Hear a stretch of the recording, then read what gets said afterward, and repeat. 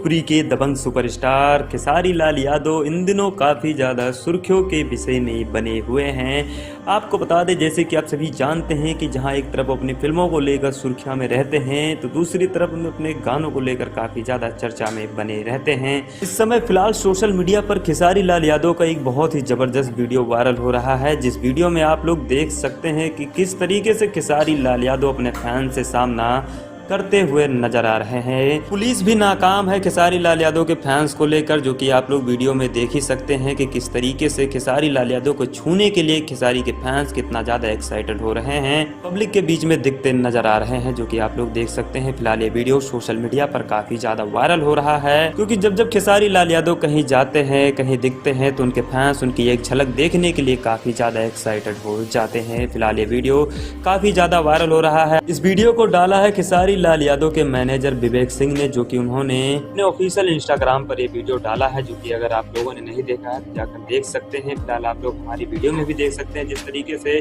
खेसारी लाल यादव अपने फैन से सामना करते हुए नजर आ रहे हैं। दोस्तों, आप लोग देखिए वीडियो और हमें जरूर बताइए कि आप लोगों को ये वीडियो कैसा लगा।